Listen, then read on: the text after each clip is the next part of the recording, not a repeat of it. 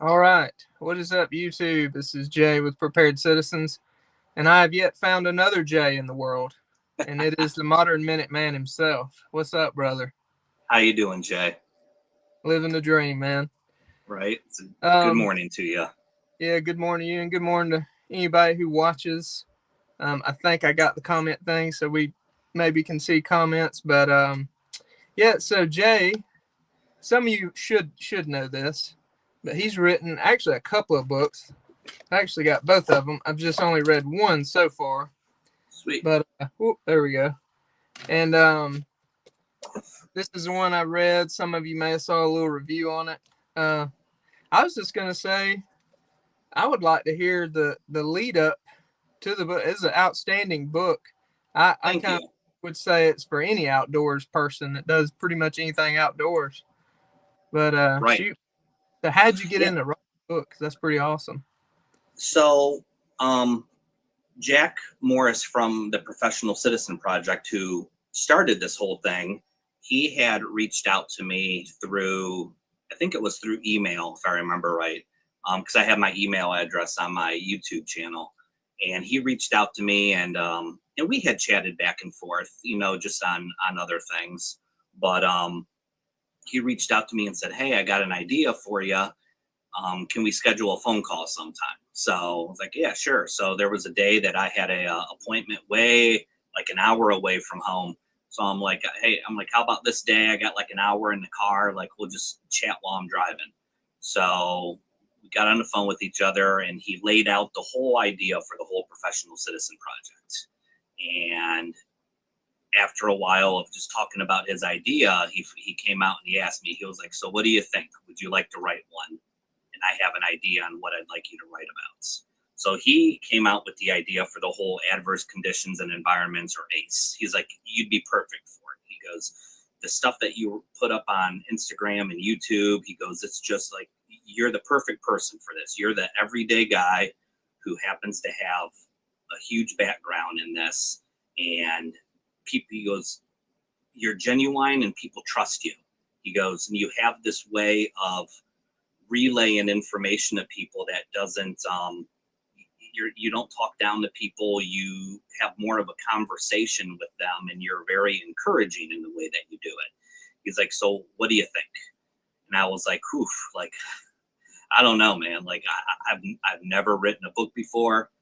I'm sure people have heard me say, like, I almost didn't graduate high school because I was failing English class. So like literally, I am not a writer at all. In fact, my first the one year I went to college, my English professor, I failed the class because on the final we had to write our opinion on a book, and he failed me because he said my opinion was wrong.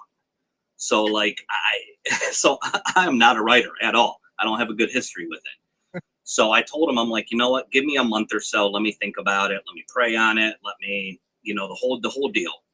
So finally, I'm like, "You know what, Jay? Like, just take the leap. Just do it. Like, you never know."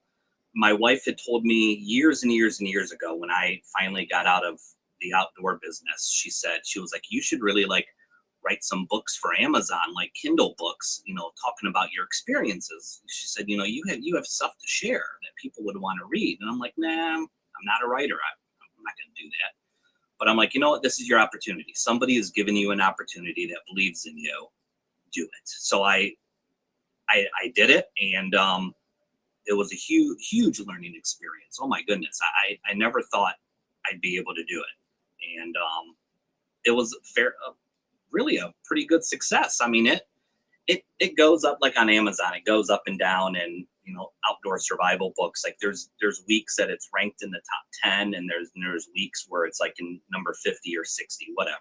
It's not why I did it, but the feedback has been really good, and you know what? It felt good. Like finally, I had something. As I wrote, I was. It felt good to share my experiences and how I was able to utilize all these outdoor skills to do what I was able to do, and hopefully, if anything else, it encourages others to go out and learn these things and put it to use. And I mean, it's just another skill. And I'm almost 50 years old, you know, to know that even in the middle of your life, you can still learn stuff and still go out and do stuff is good. So I hope people take that away from it, but also take away from it that it's really, I wrote it for the beginner who's just getting into it, who can really take all of those skills and head out and be fairly comfortable, actually, and then just build upon it. You know, there's that whole thing in the Professional Citizen Project where they're real big on the whole crawl, walk, run philosophy. And this is definitely like, this is crawling. This is, you got to learn all those basics before you go do everything else, you know? Yeah, I was, and good morning to everybody in the chat, but I was, you know, I guess I don't know where I place myself. I don't like to call myself any kind of advanced outdoorsman, but I guess I'm beyond beginner, but not, you know, in an advanced level. But I still got a ton from it, and I feel like you could honestly, like, if someone's lived in the city their whole life and they're moving to the country, you could literally, they could pick this book up. At bare minimum, you got an outstanding gear breakdown list of what you're going to need outdoors, what to, like the way you lay it out. It's just like everything. Well, like you said, the crawl part, everything to expect going forward that you want to do. And I think that's really cool. And it's like geared towards outdoorsmen, and I would almost, well, I would definitely say Minutemen as well in this book. Oh yeah, there's definitely that feel to it. You can tell, like when you're reading everything, you're like, like you're. I'm definitely steering it to that person. Yeah, and I tell people, heck, man, even if you didn't read it, the resources you got in the back of the book is pretty awesome. Like all your channel. I mean, that's just stuff you're gonna need to know. How to the salute reports, all that good stuff. And my hope on that was when I used to take people on trips around the country, you know, whether it was climbing trips, ski trips, backpacking trips. And there was always these things where, like, I would put together these packets of info. Like, you know, somebody would register for a class or a course, and they'd get a whole packet of information, maps of the area, packing lists, the trip list, you know, where if you're going on a trip, all your emergency contact information, what ranger station is going to be nearby, fire station, emergency phone numbers for those places, you know, what time are you going in, what time are you going out, like all that stuff was in those packets of information. And because that's all stuff that I have always done for myself personally. And I felt like, I'm like, you know, people can take these and just freaking take a picture of those forms or throw it on the copier at work and make copies of whatever you need, laminate it, tape it, whatever. And you have a renewable resource then. Exactly. Yeah, that's and I will say, like, when Jay here, which I mean, most of you probably know, a lot of you know the Modern Minuteman more than me, but man, when you talk about outdoor adventures you've done, it's way more than like me going off in my land doing a couple of overnights. About like some serious you stuff. Know, I was blessed early on with a lot of opportunities, and I put myself in debt early on because I never said no. You know what I mean? Like I never, like, an opportunity came upon me and I'm like, let's go. Okay, sure. Whether I had the experience or not, I was like, let's do it. So it was a lot of years of trial and error, taking courses, taking classes, and just having opportunities present themselves. I mean, when I was 19 years old, my first climbing trip to Mount Rainier, it was a group of customers that one of their partners had dropped out on them like last minute, and they were like, Jay, you want to go? Like, everything's taken care of, you just have to get there. I'm like, okay, sure, let's go. So, like, you know, opportunities like that presented itself. I had kind of a circle of friends in my 20s who went all over the place, and I was always like that fourth or fifth guy in the group who they were just like, Jay, we're going to XYZ. You want to go? All right, let's go. You know, and so I never said no all those years. And then when I started, you know, leading outdoor trips and guiding, that was another thing where I, you know, it was always, and that was tough because it was like a year in advance. You would plan all this stuff out, and then, you know, try to market it to people. And it was, that was a learning experience in and of itself. But once again, it was just more and more opportunities. And then I would have people, I had one guy in particular who, a little bit of an older guy. He was he's a kind of a high profile lawyer in the area. And I took him and his girlfriend on one trip. And for years afterwards, he would call me and be like, hey, can you do a private trip for us to, you know, out to Colorado or up to New Hampshire? You know, just let me know what you're going to charge for it. And I took him a lot of places. That was like just as a private thing. Like that was cool. That was fun. Cool. So yeah, I was blessed with a lot of opportunities.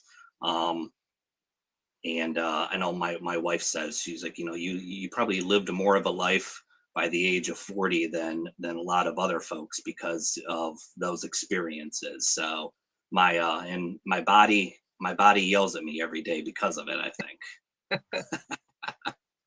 Well, you know, I will say when people like that are asking you for private trips, that says a lot about your experience too. Thanks. Yeah, I that makes me that's like a big it's a huge pat on the back. It really is. And you know, that's something I like that you talked about in the book too, is not saying that was, but like you talked a lot about your failures and learning curves and your growing. I mean, and that's something a lot of people don't like. Like guys, I don't even think I've posted it. I made a video about my chest rig, and I was saying, you know, everything on this chest rig is where it's at because of a failure point in some training event that I did where I messed, like stuff did not go like I wanted it to. And you know, that's how stuff ended up where it's at. But you talked about that too. And I think that was really cool because, you know, that's hard to talk about. But honestly, that's probably the biggest learning experiences you will get. It's not the wins, it's the losses. Absolutely. And it's I think my kids had asked me years ago, I think it was my son asked me, he's like, Dad, how many mountains did you climb? And I'm going, like, I'm trying to mentally count, you know, and I'm like, and I'm thinking to myself, I'm like, holy crap, there's a lot more that I failed on than what I succeeded on. And that was like a light bulb moment where I'm like, you know, I failed a lot more than what I succeeded. And it's funny because those trips that I failed on, I probably remember those more because of the experience, you know, good or bad or otherwise. There was more, I got more out of it, I guess. Yeah. Yeah. There's been several overnight trips, you know, in the past that I would try to do, especially like really, really cold weather. Mm-hmm. And, you know, you'd realize about probably approaching midnight or 1 that you don't have everything you needed to do this. Right. And that happened to me a couple of times. And that's just around here. It was probably in the teens or 20s, I would say. I know you've dealt with a lot harsher. Yeah. I had a quick story, and I don't think I've ever shared this one. There was a girl that I knew. This was back, I was probably 19, 20 years old. I wasn't old enough to drink yet. I know that she was going to college up in the southern Adirondacks of New York, like up Saranac Lake, Saratoga Springs. That's it. She went to Skidmore University, which is like kids who are smart enough to go to Harvard but smoke too much weed go to Skidmore instead of Harvard. But she was wanting to do a snowshoe trip up in the Adirondacks up outside of Lake Placid, and I went up to her college, and we drove up there, and we didn't even make it through the first night. It was so stinking cold in the middle of January that I think it was 2 a.m. we hiked out to my car and drove back to her dorm room because it was so stinking cold. So like all that driving, all that gear, packing in, snowshoeing in, and just at 2 a.m. to like wake up in the tent and look at each other and be like, fuck this. This is, we're out. Yeah, Like, I'd you be know, lying. but that's failure. Yeah, I'd be lying if I said that's not happened to me before. Right? That's happened to all of us, I think. Yeah, it's I guess my mistake was during the sunlight, you're thinking, oh, it's not that bad. If it gets a little cooler, I'll be fine. We'll be around the fire for a little bit, and then once we Right. get in the sleeping bag, it won't be that bad. No, it gets colder. It just never did stop. But Absolutely. one thing I like in your book, talking about like being prepared and stuff like that, is how, and this is something I really need to improve on. It kind of called me out personally when I was reading it, is being more detail oriented, like how you document so much stuff. Mm-hmm. Like, you're really good about documenting. Well, And since I've thanks. signed up on your what's that called? I can't even think of it. The what It's is just, it? What? it's like your kind of like a blog. You're always Oh, the Substack. Yeah. Substack. I signed up on that, and like you were talking about, you're gonna or you, I think you already do log your ruck hours or distance. Yes. And man, I need to start doing. I saw that and I was like, I really need to start doing that. Like that's a good idea. It keeps you, it gives you goals. You know what I mean, to like move forward.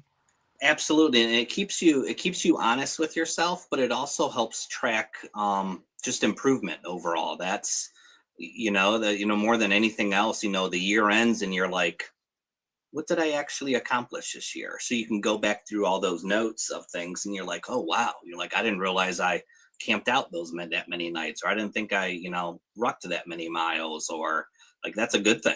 And if all of a sudden you look at it and you're like, I haven't done crap this year, guess Yeah, what? Now you got new goals in place. right. Yeah, for me, I've just been, and this is pretty lame, but I've just been going off like frequency. Like, Oh oh yeah. man, I once last week, so I'm gonna try to do twice. I want to try to at least do 3 times a week. And but yeah, I like the distance thing where you're actually keeping up with Hmm. how much you do. Like that's, to me, that's better than just saying, oh, I'm Yeah. gonna do days this week. Right. Absolutely. I agree with you. Observation post Charlie. He was talking about one of his failures in the chat. Oh, I didn't know I could do that. I just clicked it. Anyway, he said he felt like an idiot when he was in the army. I felt like an idiot a bunch when I was in the army. During Operation Reforger, rookie driver started to take off just after we opened the hatch of the M113. 4 of us fell out of the back. That's funny. Yes, it happens. It is It's that's I wish we would have had you teaching us about cold weather stuff. I was stationed in Hohenfels, Germany, Okay. and we did a lot of rut marches, overnights, and stuff out there. And holy cow, it's in kind of the southeastern part of Germany. Okay. And man, there was some nights it would be negative teens. It may even touch negative 20. I don't know if it got quite. It was cold. Now we had our cold weather gear, but they didn't really. You talked about it better in your book than they like showed us, but how to effectively use layers and things like that. I mean, for us, they were just basically like keep yourself warm enough to do all your operational stuff, and that's all we care about. They didn't Okay. really like break it down the way you did. It was a lot better how you had it in the book, how you I organize different layers. Thanks. I something that I would do a lot of times, especially in the later years when I would take people out into the backcountry, is we would do like a class or two before we would actually go out, where we would discuss all of those things ahead of time. So that way you're not spending time on the trail trying to help people as much, but you're doing it in like a 2 2-hour classes beforehand. where you're getting everybody laid out, even to the point of like the last class, you'd have everybody bring all of their gear, and you would do a full a full shakedown of everybody's kit before the trip, so that everybody knew, okay, this is exactly I have exactly what it is that I need, or I don't, or if somebody, they lay everything out and you're like, look, man, that sleeping bag's not enough, this or this, or maybe it was something as simple as, and a lot of people don't talk about this in videos, at least not in our genre, in the preparedness or Minuteman stuff, but is, does that pack, yeah, like your pack doesn't even fit you. Like, it's not that your pack's not even big enough to carry your stuff, but your pack doesn't even fit you. Let's get your pack situated on how it fits your body, so that that's one less problem we're going to have for you on the trail. Or your boots, like, your boots are too big for you, man. Let's fix that now before we go out. Yeah, that's we had the packing list and all that stuff, and we would lay it out before we go. But where I feel like they failed a lot was like kind of explaining when what's needed, if that makes sense. Yeah. Like I Oh, totally. ended up figuring out this one little. They give you a couple of different layers. One of them was way too hot, even in that colder weather. And then this other one that everybody nicknamed it the waffle suit. But Yeah. that thing worked perfect. I found out that was kind of my happy medium, especially when we were out doing any kind of patrols or anything. Like, it would keep me warm enough to do what I needed to do, but at the same Right. time, it didn't like overheat my body or anything. Exactly. So yeah, it was trial and error for us. Or Oh, for me. for sure. And sometimes, I mean, that's a good lesson when you experience the lesson yourself and you're like, oh crap. Yeah, I don't know why I started off with 5 layers on my body. The guy in charge kept telling me, hey, just long underwear top and wind shirt. You'll warm up in 10 minutes. You'll be all right. But no, half hour in, they're like, I need to take a break because I'm wearing my underwear, my fleece, my down, and my Gore-Tex all at the same time. And you're like, I tried to tell you, bud. Now we all got to stop because someone didn't listen. Yeah, the luckily it was training. One of my first kind of in-depth patrols. It was I didn't have anything on because it was sunny, it was warm, and I was already like borderline sweating. I'm like, dude, I am not gonna like get so cold. And then night fell, and Right. then it got really cold. Like, my sweat started almost freezing, and I'm like, I'm about to die, dudes. So that was a very much learning experience. And then Yeah. a couple of guys did the opposite of me. They had on the waffle suit and that other really thick top and bottom. Those dudes were like overheating. They had to Oh, stop and take off a layer. So it was a mess. It was a mess. Unless you've like been around that kind of temperature, me coming from, which I grew up in Georgia.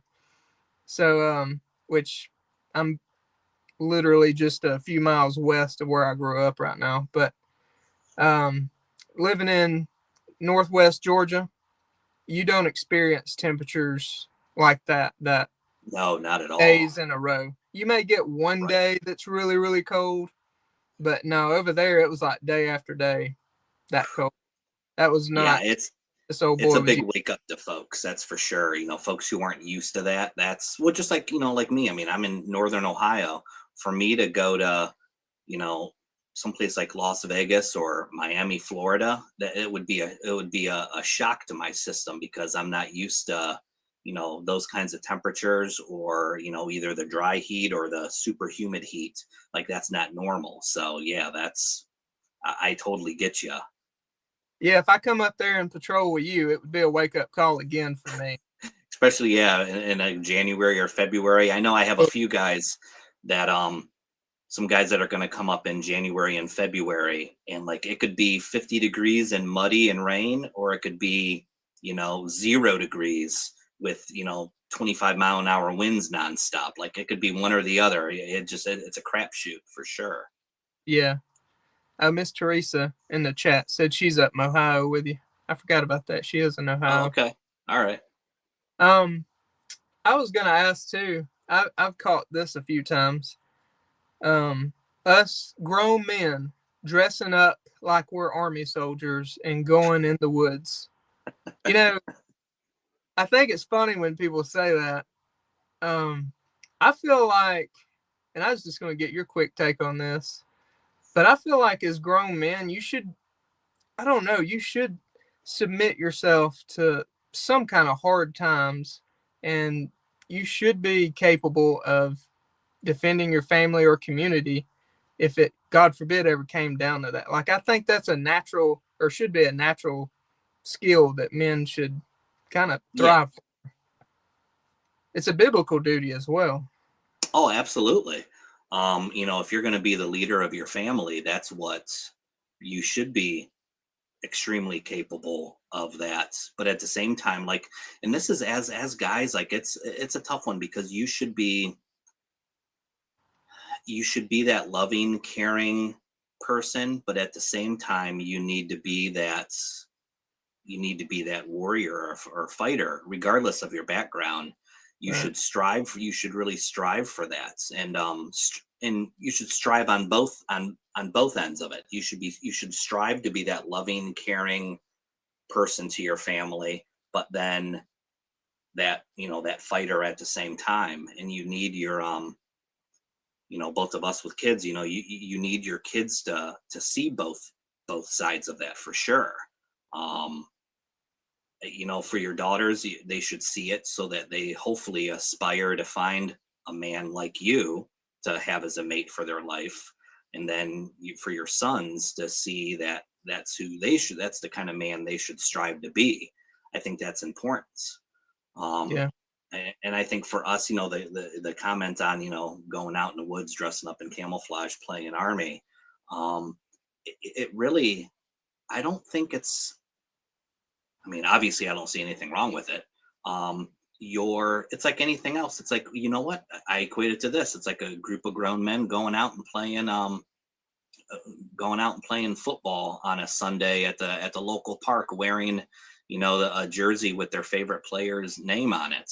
Um, it's no different than, or a group, or guys playing in a softball league wearing baseball uniforms. And there's no difference to it. There really isn't. It just happens to be our chosen activity. Yeah. That's all. I almost would challenge some of them to come do it with us sometime. It'll build some Right. testosterone. Absolutely. Absolutely. And you know what? And at the end of the day, like, as a group of dudes, like, if you have a group of dudes to go out in the woods and go,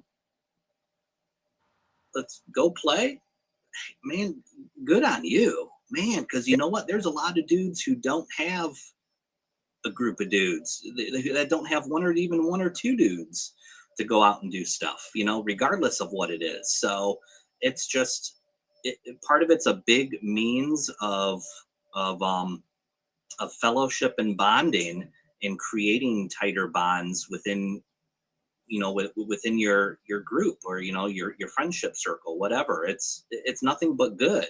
And there is that animalistic, um think about, as a kid, going into the woods and building a tree fort. How many times did you do that growing up? I mean, that's just, why not? As when you're Oh in your man. 30s, 40s, 50s, go in the Yeah. freaking woods and do something. Yeah. And I will say too, if you got kids, man, they love going out in the woods. They Oh, heck love it. yeah. Like Absolutely. learning how to use a knife to whittle something. I mean, Yep. if they're old enough, obviously. Right. But Yeah. and they loved it. Heck, my youngest, she'll just go out there and dig for stuff. She's Right. fun. I mean, it's Or good. sit around. I mean, kids love sitting around a campfire and poking a stick into it. There's Yeah. nothing wrong with that. Let them freaking poke that stick in the fire. Yeah. As long as they're being safe, let them poke away. And it's funny, like we got a fire pit out back, and you can, if you offer my kids like to go to their favorite restaurant, eat whatever they want to eat, versus doing a fire and cooking some hot dogs over the fire. Every time they'll choose cooking hot dogs over the fire. Every time. That's awesome.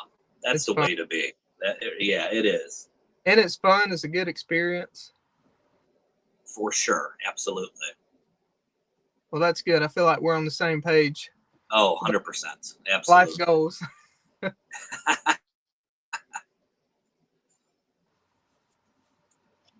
What was it? There was one more thing I was gonna. Oh yeah, radios. What's your favorite radio? Ooh, I that's a I mean, I have a ton of Baofeng. So you have a AR 152 there. Yeah, I think mine. I've been liking this radio. I've been using this guy. Oh, I saw Um, your video on that one, the unboxing video. I I've been a big fan of this. It's been easy to use. Um, I like the speaker on it a lot. I like the durability of, see if I can get it in the way that the volume and on and off is. Like Oh it's super heavy duty, and it's in a cage already. yeah, So I really like that. Um, I like the robustness of it, and it fits in all the pouches that are designed for radio. So I mean, it's heavy, but I'm not afraid to beat it up. So this, I'd have to say that UV25 is. If I didn't get this, I would have gotten an AR 152. But I like that radio so far, and it's done everything I've wanted it to do. And yeah. it was I forget where it was at. I think it was on my Telegram chat. Somebody asked a question about doing the whole jailbreak thing for GMRS and FRS on Baofeng radios. This is, out of like 8 or 9 radios that I have, this is the only one that I didn't have to do that to, that it already worked with GMRS Uh, and FRS. So that was a cool thing to find out. yeah, the 152, I didn't have to do it on, and this Okay. one I've been playing with recently has been a really cool radio. This is a Baofeng AR5RM, and Oh, I got my logo put on it. sweet. But this thing, it's just a 10 watt. But what I really liked about it is the USB-C rechargeable. So Yes. it's got like a 2500 milliamp battery, but it's Okay. also got 1,000 channels you can put on this thing. Nice. So that was really cool. So like most of the UV5Rs, and I sell pre-programmed UV5Rs. When people order it, I just program it to their shipping address, and Oh, okay. I unlock it. I put in all the GMRS repeaters, the ham repeaters, and all their Right. simple channels. And then I got a little piece of paper I put in there with it, tells them everything on it, and it tells them not to be using some of that stuff unless you got a license, because people will get mad. Right. But Like covering your butt. yeah, but I will usually, especially if they're in a populated area, I will fill up that thing. Like I won't even be able to put all the channels. I just kind of have to pick the top ones. I usually go the Right. ones closest to their address, and Makes sense. but but that's really cool about that radio. Like I can't fill that thing up. Right. It's Yeah. There's no way I could fill this one up, but with 1,000 channels, nah, is, I'd never be able to fill it up. is that what that one has too? Ain't it a Yeah. thousand? Yep. And Uh, it has the USB-C charger to it. And yeah. So yeah, I think that's great that, because like 99 channels, you can fill that up without, I mean, I think I have probably 150 channels programmed into this one. And that is, and that was, you wouldn't be able to do that on your standard Baofeng. I think what is it, 99 or 100 channels on the old school ones maybe. I think it's 127. Ain't that right? Oh, okay. I know. I think you're right. Yeah, Yeah. I think you're right. Okay. What's up, Ohio Patriot? There's been a few of you guys. I'm sorry I haven't called everybody out, but good morning, everybody. I'm bad about not doing that. I'm in a conversation, my brain only does one thing. It's Right? Alabama. Yeah, I can't. But I do appreciate all y'all jumping in here and hanging out with Yeah, us. heck yeah. Well, shoot, man. Man, So forward to reading your next book. I'm really like I got a medical book I'm reading right now. As soon as I finish it, I'm starting your next one. okay. I finished after I read your book, the CM9. I read Stoker's book. Have you read that one? The The SH. does say the shit hit the fan manual. Yeah, I've read good reviews on that. I have not read it yet, but yeah, I've seen great reviews on it. that was a good book. Oh, one book I did mean to ask you about. It was actually the main one. Speaking of radios, have you read that The Gorilla's Guide? Yes. That's a good book, dude. Dude, anybody like that should be like, too bad he can't work out a deal with like any company that sells Baofeng radios. Like just like freaking add $20 to the price and ship the radio with the book, because That it that opens up all the doors for you. yeah, it really does. And I watched a review or an interview with him and that Not a Rubicon guy. I don't know if you've ever heard Oh of him. yeah, yep. I Oh like yeah, I like that dude. I do too. I do too. The NC Scout, he said his favorite radio was that the Baofeng 152. Yeah, and That that's was his what I favorite. mean. I tell you what, he's no joke with the way he beats up the gear on his courses. Like if it's passing his tests, dude, you're good to Yeah, go. I mean, you that's really what are, especially for the guys who may only get out a couple times a year. Even like, dude, you should not be fretting over what kind of a radio to buy. Like, just go with his recommendation and roll with it. yeah, and I even did on mine exactly how he said. Put the BNC on it. Yeah, Like that's that's the way to literally go. I That's did awesome. I did this one exactly how he recommended. And that is a good radio. I do. It's really bulky. I will say that it's not one like for my chest rigs and stuff. It's hard to go wrong with just the UV5R with the extended battery. Right, I agree. Yeah. But in my bigger, it's my medium. It's a 37-liter backpack. I have a pouch on the side of it for the 152, Okay. and man, it works really good. I just got a speaker mic going to it, and yeah, I carry that one most of the time with me. I need to buy me some more pouches. I need to have a pouch for that thing on every one of my backpacks, just so. Right, instead of switching pouches out. Yeah, for That's a sure. good backup. I think that's why I put the extended batteries on everything, because I like the I think that they fit in most pouches better. Yeah, Plus it gives you the, longer term use as far as just battery life goes. But yeah, I like that. I do. I'm a big fan of that too. yeah. I'm gonna try to start adding the extended batteries to the ones I sell. Like I'm gonna start. Of course, it's gonna make the price go up, but Yeah, I but think because when you add that extended battery, not only do you get the better battery life, now you can charge it like with a battery bank when you're out in the field. yes, that's That's right. that's the Absolutely. big deal to me because the regular UV5R battery, you have to use that stupid little dock to charge No, it. but yeah, whoops, when you get the extended battery, it has that. You can Yep. just, you can plug right into that on the old extended batteries. I think the newer ones are all going to that USB-C, but Yeah. even like where's another one here? I'm within arm's reach here. They you can get the extended batteries for the like the UV82. There's one of the UV82s, but that you have to actually undo this. You have to undo the screws to pull that battery out, and that's no, I'm sorry, no, you don't. But that doesn't have, not on the side, but it has it on the bottom for plugging it in Oh, on there you go. those. Yeah, but yeah, I'm a big fan of the extended batteries on all the radios. Yeah, me too. That's almost, especially like what we were talking about earlier. If you're out in cold weather, it's going to drain that Yes, quicker. So very fast for good sure. idea. If anybody's in cold weather, go ahead and make that little investment there. Yep.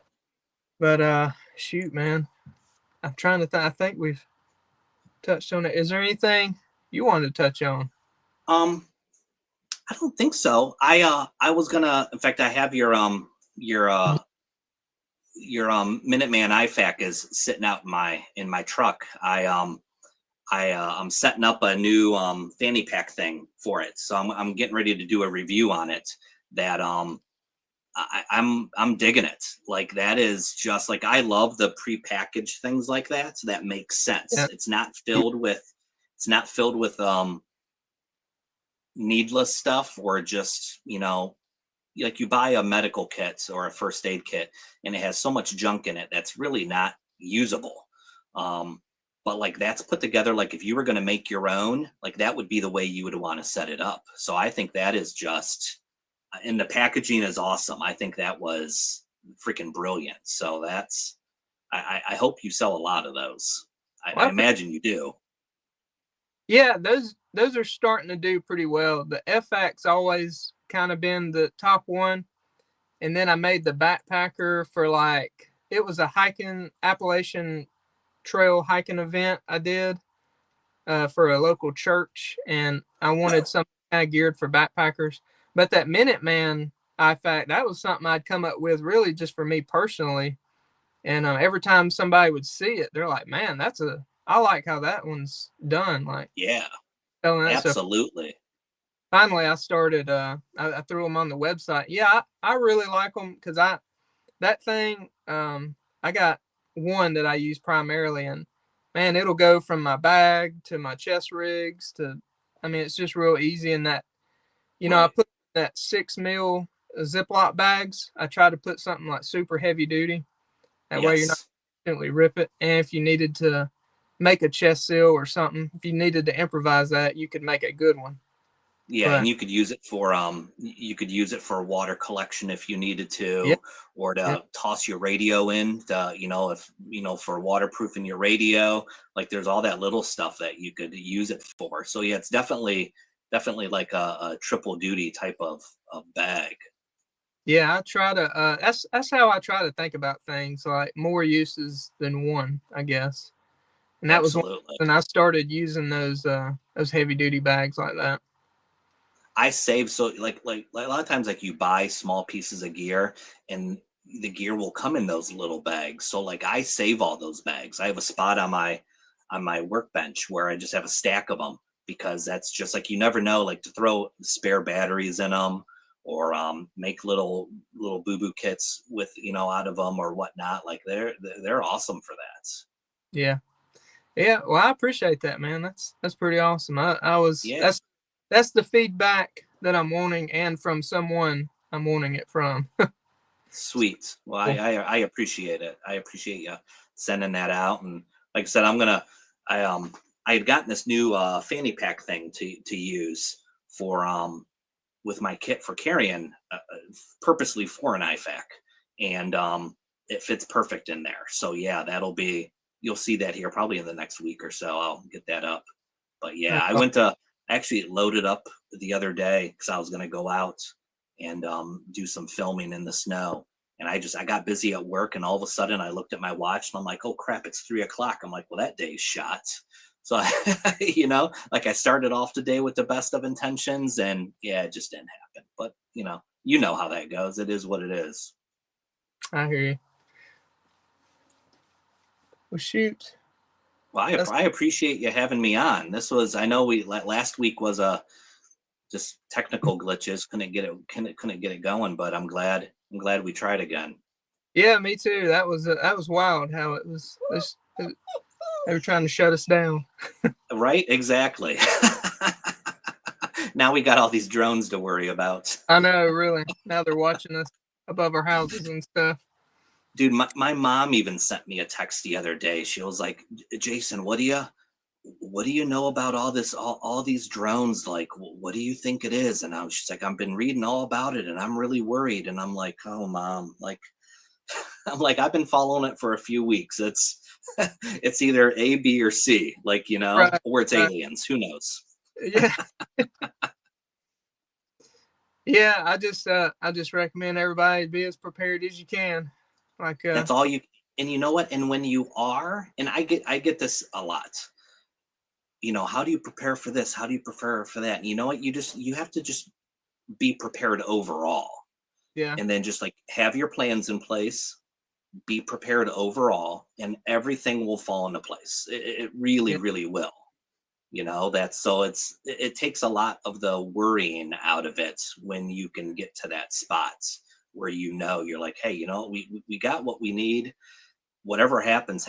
It's how we deal with it that Yeah. is gonna be the difference maker there. And I guess I got an appointment I'm about to have to go to. But in a closing statement, I will say when it comes to preparedness, I would say the best investment is yourself. Investing in like training and investing in Absolutely. yourself. That'll take you a lot further than any gear or anything will.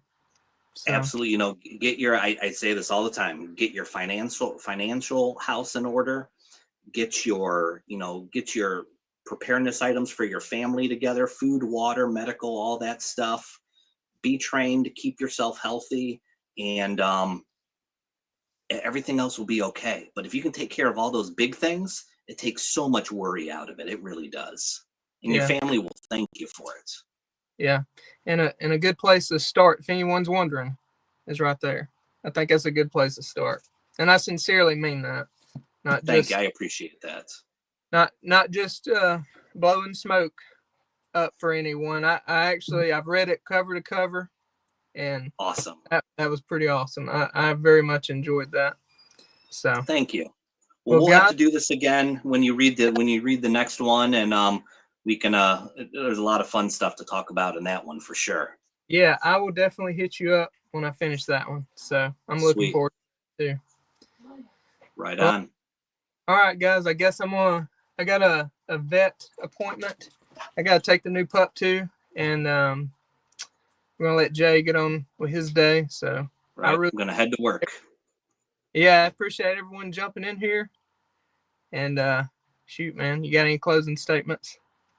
Nah, just what, guys, just keep getting. I mean, I say this at the end of all my videos. I know, like, keep getting out there, keep training, find find little things to work on, and just go do it. Like, just there's no better way to learn than just getting out there and doing it. Even if you don't quite know what you're doing, you're gonna figure it out just by doing. So get out there and encourage others to do it too.